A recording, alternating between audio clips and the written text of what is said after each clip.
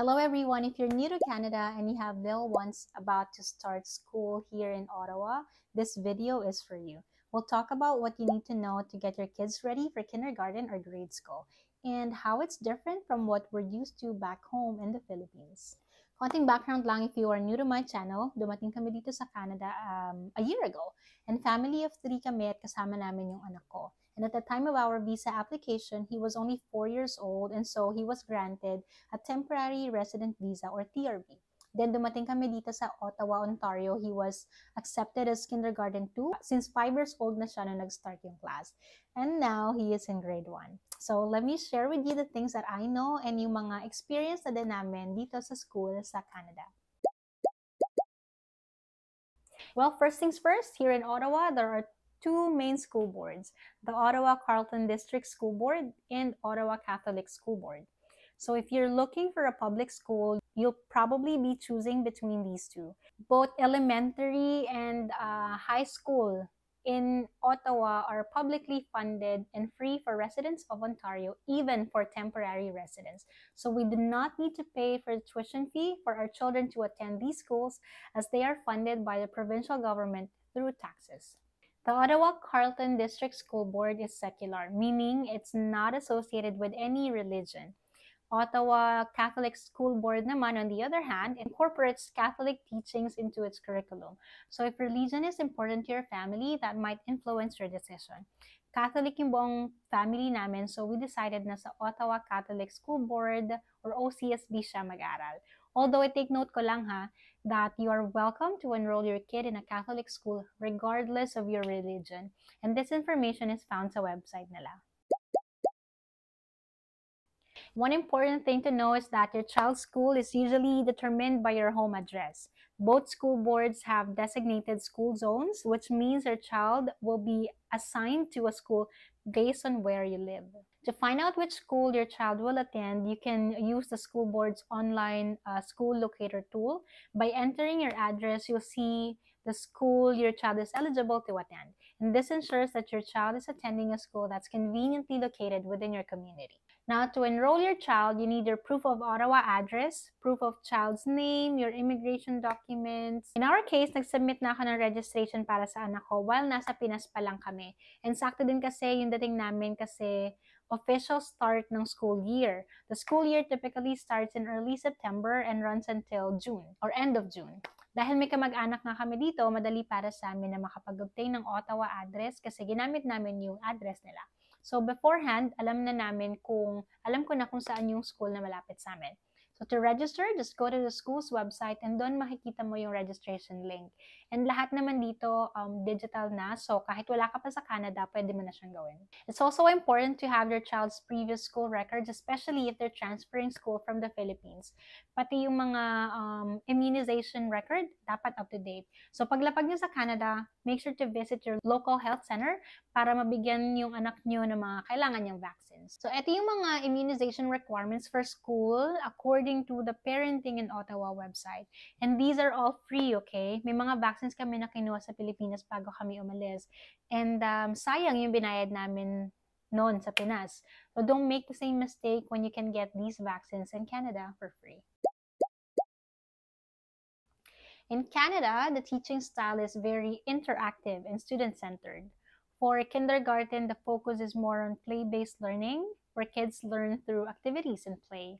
Sa atin, yung mga kindergarten, ang dami ng mga workbooks, tapos heavy pa sila sa mga assignments, homeworks, ganyan.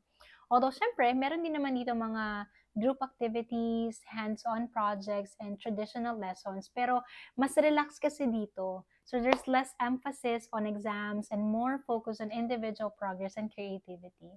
Dito yung mga kindergarten naglalaro. At ito pa, natutulog sila sa school. So they include nap time as part of their daily routine. Well, they call it quiet time. So during quiet time, kids might not necessarily sleep, but they are encouraged to engage in calm, independent activities. So that's their own time to do anything quietly, like mag-drawing or just simply resting on their mats o kaya mag-nap. And also, hindi uso dito yung mga awards, like yung mga most friendly, most active, recognition for perfect attendance, for medals, no? Medal overload sa atin sa Pinas. And may pressure talaga ng competition against each other. here, hindi uso yung mga rankings sa students as they focus more on, yun nga, individual progress. Although ako lang ha, personally, I'd say na mas matatalino yung mga bata sa atin sa Pinas kasi mas advanced yung mga lessons natin. Like at a young age, kaya na nila magbasa, magsulat. Like pasulatin ka ba naman ang pangalan mo in one whole sheet of paper back to back? Ganyan tayo tinanin. And yung mga yun nga, puro exam sa atin eh. But then yung nagustuhan ko naman dito sa Canada is walang gasto sa mga estudyante dito. Like books, crayon, art materials, pen, paper, lahat yan provided ng school. Like literal na pagkain lang talaga yung dala ng mga bata sa school. Like ewan ko ba sa atin sa Pinas, ang daming like collection, ambaga na nagaganap kahit public schools, right? May kung ano nung binabayaran na minsan hindi naman din talaga necessary, but you are somewhat forced to pay. Ayan, nag-rant na ako, right? Okay, next. Another important thing to know is how school bus transportation works here in Ottawa. So most schools offer bus services for students who live a certain distance from the school. And this service is free. No added cost at all. So kung malayo yung bahay niyo sa school zone, then you are qualified to take the bus service for your kid. Classes here are scheduled from 8:30 a.m. to 3 p.m. So for families with busy schedules, schools here offer before and after school programs, which are a great option if you need to drop off your child early or pick them up later in the day. So the before school program usually starts around 7 o'clock a.m. and runs until the school day begins. And the after school program naman, it starts as soon as school ends, which is 3 o'clock p.m. And it runs until about 6 p.m. So, perfect to para sa mga working parents kasi pwede natin iwan yung mga anak natin sa school from 7 a.m. to 6 p.m. Although it's important to note that fees apply for these programs with different rates for kindergarten and school-age children. Here's the fee table found in the OCSB website. So, pwedeng morning lang or afternoon mo lang sila iwan or pwede ding both morning and afternoon. And it's important to register your kids early as spots in these programs can fill up quickly. And then they have PD days here or professional development day. So they call it PD day. That is when students do not attend schools because teachers and staff participate in training and development activities. So these days are scheduled throughout the school year and used for various purposes such as curriculum planning, workshops, or learning new teaching strategies. So para to sa mga teachers. So walang pasok ang mga estudyante kapag PD day. And that also means that parents need to arrange alternative childcare if we have work commitments during PD day.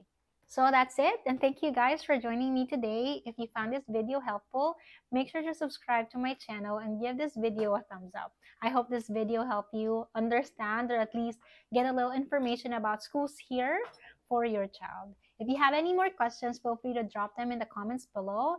And salamat po sa panonood. Good luck and see you here in Canada.